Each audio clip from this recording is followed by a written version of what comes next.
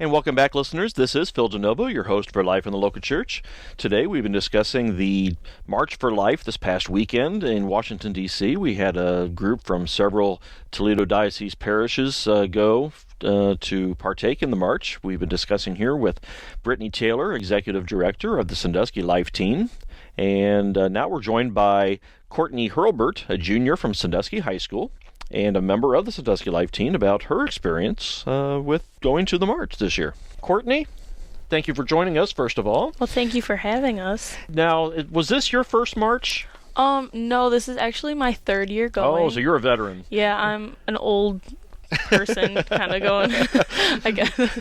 So, well, that's great that you felt the call to go more than once, and you're able to then help those first-timers, right, yeah. with everything. So that's terrific. Tell us about your experience over the last couple of years. What have you taken away from these marches?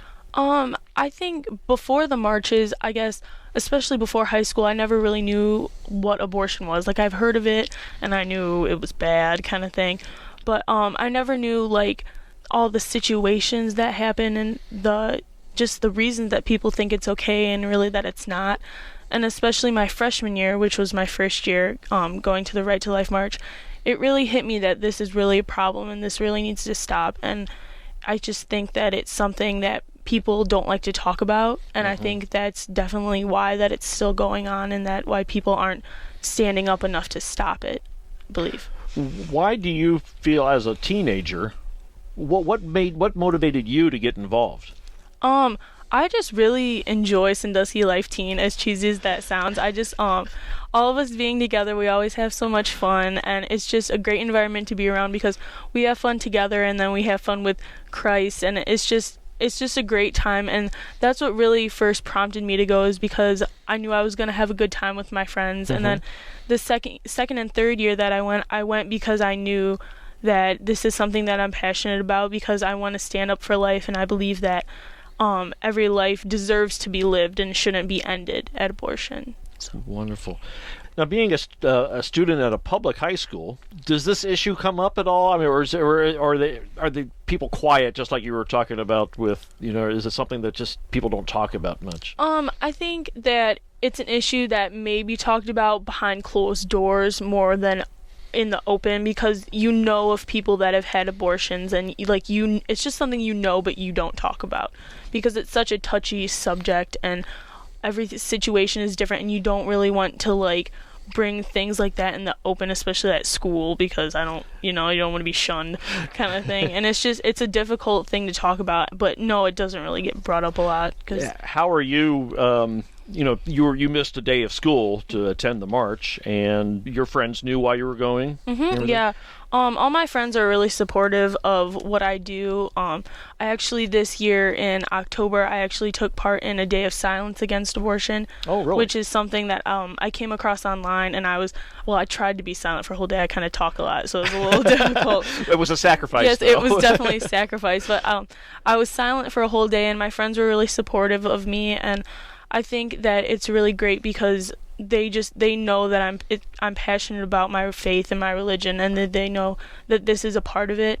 So all of my friends are really supportive and are really there for me, and they agree that with the pro-life, most of my friends that I've talked about with this, they are pro-life, and they just are really there to they have my back on a lot of things, especially with this. So wonderful. Now, you shared with me an experience how the Lord has used you in a witness. Why don't you tell us about that? Actually, today in study hall, I went to show my teacher my readmit slip, which is something that we have at Sandusky High School, so they know you weren't ditching school or anything like that. So I had to show my study hall teacher my readmit, and on it said Right to Life March, and we actually just got to talking about what it was, because she didn't know. I think she kind of had an idea, but I kind of had explained to her how it's a march against abortion.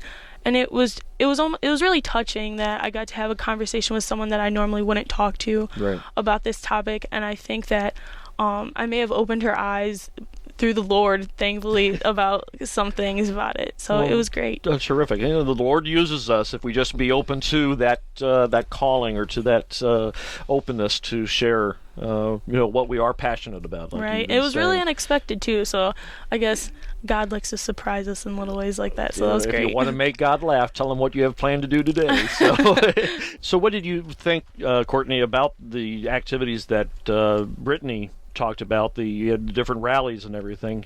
What did you think? There was the Sunday night rally.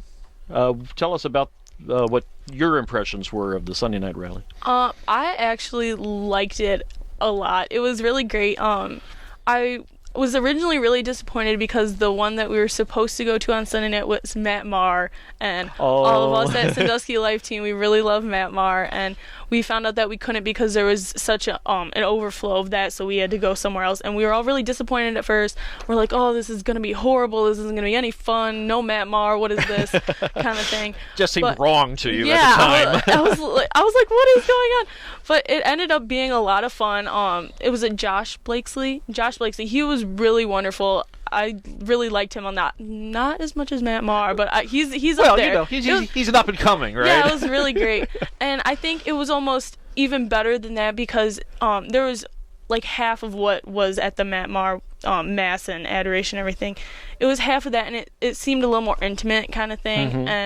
And we all were out of our seats and having a good time, and adoration was a lot more intimate because there were so few of us kind of thing. Well, 1,500 isn't few, but compared to 3,000, yeah, it's few. But it was really great. I really enjoyed it a lot more than I expected. So it was great. I liked it. Yeah, and there was the other singer you talked about was Danielle Rose and everything. What do you think about her? I really liked her. She was actually like in charge of like music during Mass kind of thing, and then during adoration, her and Josh Blakeslee kind of did a handoff thing and went back and forth between that. But I really liked her. She was really talented on the guitar, and I kind of play guitar like in my spare time kind of thing. And I was like, oh my gosh, I need to start working if I'm ever. She was really good. I actually bought one of her CDs because I really enjoyed her, and she was really great. I liked it. Oh, wonderful. Now, to get this back into a more personal situation here, let's say, you have a friend who comes to you and says, Courtney, I'm pregnant and I'm considering to have abortion. What would you say to her as a friend? How as a friend would you go about talking to her about choosing life? Well, first of all, I would just make sure that she knows that I'm someone safe to talk to, because I feel like a lot of times when people need to talk to me about something, they're almost afraid because they know how religious I am, and they just think that it's not going to go well for them kind of thing, which isn't true at all. So I would definitely make her feel safe and welcome, like talking to me kind of thing. And I would just talk to her that I think that life is precious in its own way, and God, there is a reason for everything, I believe, and I would definitely just let her know that if she needed anything, that I'm here. And Brittany said this earlier before we recorded, that is the big problem with abortion, is that women don't feel comfortable and they don't feel loved, and that is definitely an epidemic, and that's what's leading to abortion, is that these pregnant women don't feel loved and they feel scared. And right. Well, as a society, the culture of death has made it sound like this is your only option, and that everything's going to be fine afterwards. Well, we know through the Silent No More people that these are women that have had abortions, that have come to regret it, and they're standing up and saying, no, it doesn't end with the abortion. It begins a whole new set of problems that last, well, for the rest of their lives, and they have to deal with it. But the culture of death, they make it sound like this is it's easy. It's just a little medical procedure. It's a trauma. Yeah, absolutely. I think, especially from what I've learned about abortion through my 3 Right to Life marches, is that people think that being pregnant, like in high school or when you're unmarried, is traumatizing. But I think what is more traumatizing is knowing that you ended a life kind of thing. Mm-hmm. Even though it may just be a fetus, it's still a life, and it's still a baby, because at conception is when it's alive. Right. And when a lady is pregnant, they say, I have a baby. They don't say I have a blob of tissue. They don't say I have a fetus. They say I have a baby inside of me, and that's something innate. I think something that just you just know that is the truth. And again, listeners, we are visiting today with Courtney Hurlbert from the Sandusky Life Team and Brittany Taylor, Executive Director of the Sandusky Life Team. Courtney, being a good friend is, helping them find alternatives to what they're considering. Like I said, sometimes the culture has said that this is the only option or it's a simple option, but we know that there's other options. There's adoption. There's agencies that will help. Locally, we have a wonderful Heartbeat chapter here. Have you done anything with Heartbeat before, Courtney, or know of them? I've never actually done anything with Heartbeat, but our Sandusky Life Team, we actually had a Life Night, which is what we call our youth groups, if you don't know Life Night.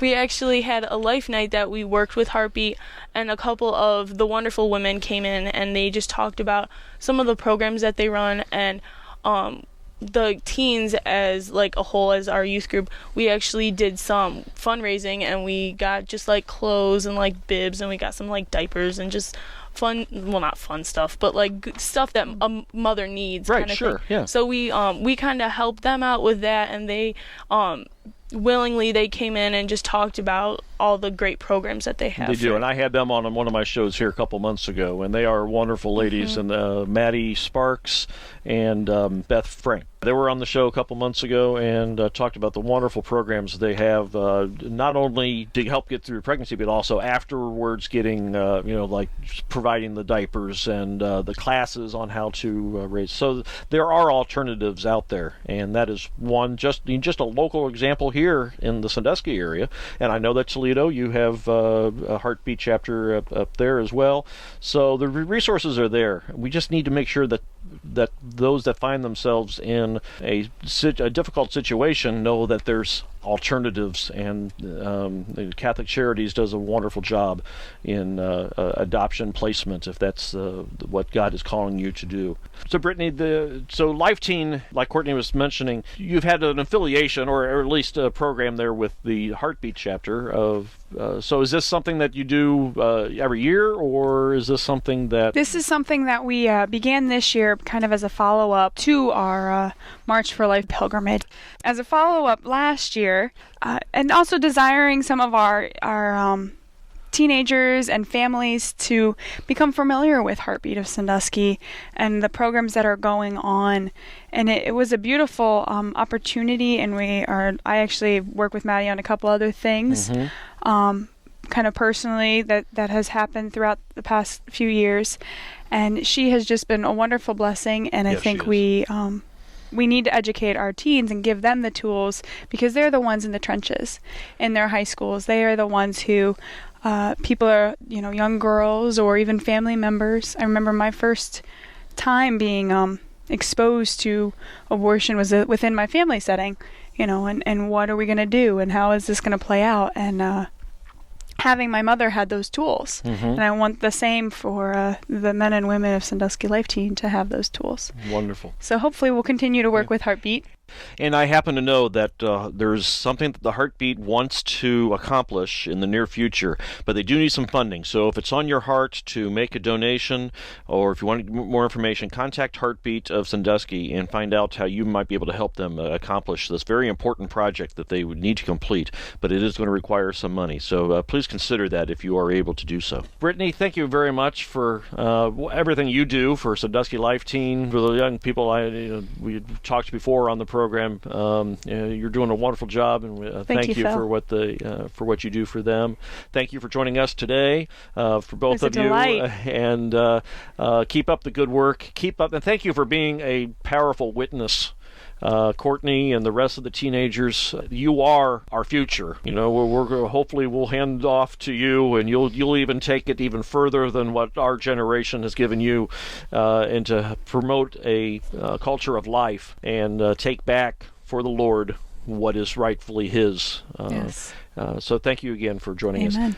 And listeners, thank you again for tuning in to this week's episode of Life in the Local Church. Our guests again were Brittany Taylor, Executive Director of the Sandusky Life Team, along with teenager Courtney Hurlbert. Thank you, ladies, again for being here. Listeners, also there's an opportunity that comes up every month for youth, is the Youth Hour of Prayer that takes place in front of the Center for Choice at 328 22nd Street in Toledo. It is from 4 p.m. until 5 p.m. on the first Thursday. So the next one is coming up this coming Thursday, February 2nd. Father Kishore Katana of